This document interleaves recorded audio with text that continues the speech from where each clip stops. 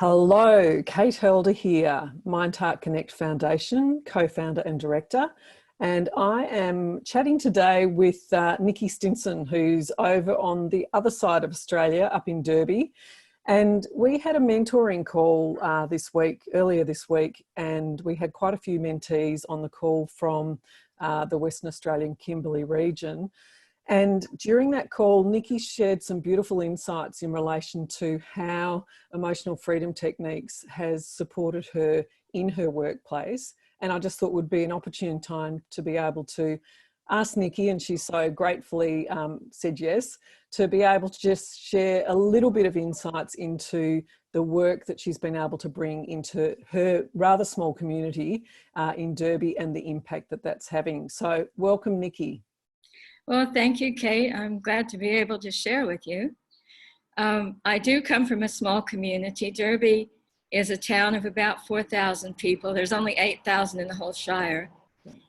And it's 85, well, actually, the population of the town is 65% Aboriginal, but the population in the school that I work in, I'm a school chaplain, is 85% Aboriginal. Mm-hmm. And it goes from all the way from kindergarten up to year 12. So it's a little bit different environment. Mm-hmm. And as a chaplain, I'm not actually supposed to do counseling, mm-hmm.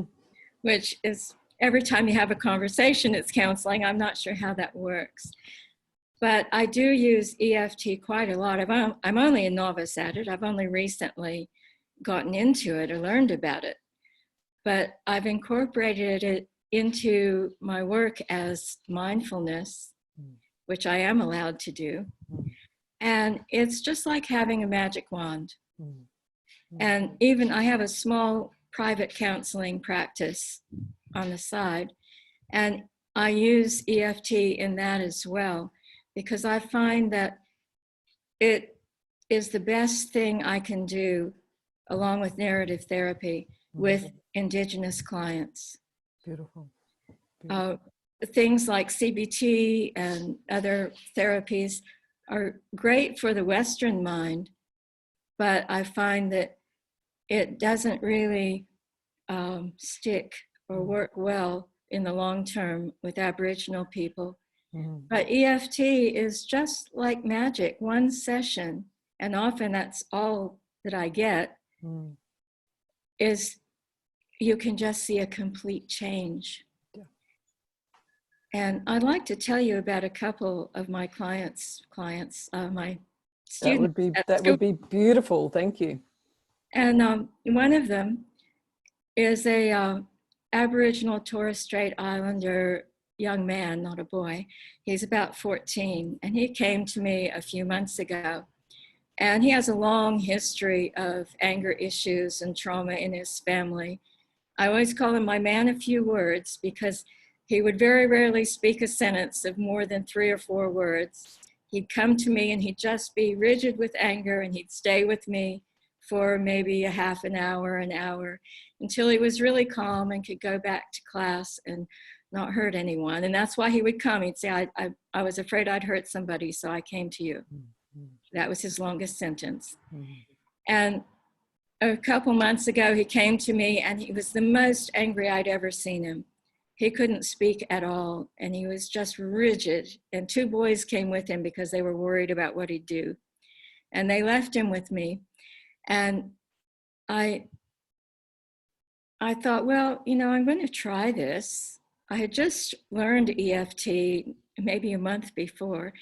And I thought, well, I'm going to try this and see if it works. And he really did not want to do it. I said, well, let's just give it a try. It may look crazy. It may look like it's not going to work, but let's just see what happens. And he said his intensity was way up above 10. So we did the movie marquee technique and went through it once. He said, no, I'm still 10. And so we said, let's try it one more time. About halfway through the round, I thought, oh, this just isn't working. So I said, well, let's stop. And then I really looked at him and I thought, he looks so relaxed. I've never seen him look like this. And suddenly he started talking. And he talked my ear off for about an hour. More words than I'd ever heard him say. And he told me things that were going on in his family and things that he was worried about. And since then, and this was last term, beginning of last term, I think, since then, he's just gone from strength to strength. I haven't done any more sessions with him, but he has just opened up and blossomed in his class, in his family, with his friends. It's just like a miracle. Beautiful. And I had another boy who is Nikki Aboriginal, and he also has a history of anger issues. He was only, must be 11, he's in year 6. And he came to me and he just had tears in his eyes and he was shaking, he was so upset. And I brought him in, I said, you're not supposed to be here, but I can see you're really upset. You can have 5 or 10 minutes before and then we really need to get you back to class. And I tried this technique with him. And again, this is the way I usually introduce it with the kids because they look at me kind of funny. I say, may seem a little crazy, a little odd, but let's just try it. We're going to tap and explain that, when you tap on these different points, it tells your body that it's okay to let go of this. And we went through it, and just before the end of one round, he started out at 10, and before the end of one round, he was laughing. Mm-hmm. And so I asked him, how do you feel now?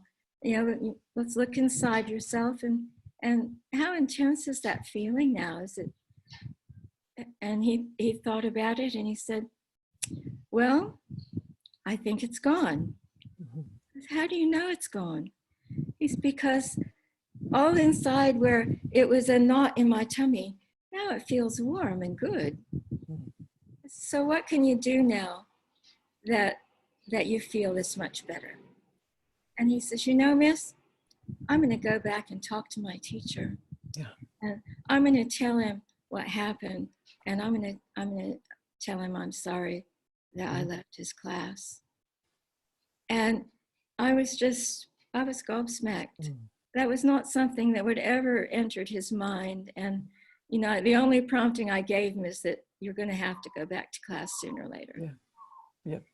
Beautiful. And I've had so many occasions when I look at them and I know it's going to work when I start, right? And then I see it happening so quickly, and I feel like this can't be this easy. Mm-hmm. And yet it's like I waved a magic wand and changed lives. Beautiful. And Nikki, that is what you're doing each and every day. And the fact that, you attended the training, and I think one of the most important things is when people do leave the training is to actually say, okay, well, I'm going to try this now, when you're in that lived experience, and, what you're able to do to be able to pass on this technique and tool to your community, and to give these kids the opportunity to actually feel safe in their physiology, which is exactly what's happening, is one of the greatest gifts. So we honour you for the work that you're doing in the field, and I just want to thank you so much for your time today to be able to connect in with us. And I know that the people who follow us, the Mind Heart Connect Foundation, will very much enjoy hearing that story and really knowing the impact that we're able to have in community. So thank you, Nikki. Thank you for your time. If I can just say one more thing, I'd like to say that I've used this with the Aboriginal staff and the white staff as well, and to very good effect, because when they're ready for meltdown, and it does get rough at times, I've taught them techniques they can use for themselves, or taken them out in the hall, done around with them, and they can go back to class refreshed. Beautiful. So effective. Beautiful. So thank you, and thank you so much for your time. And I'll just end the recording now. All right. Thanks, Nikki. Pleasure.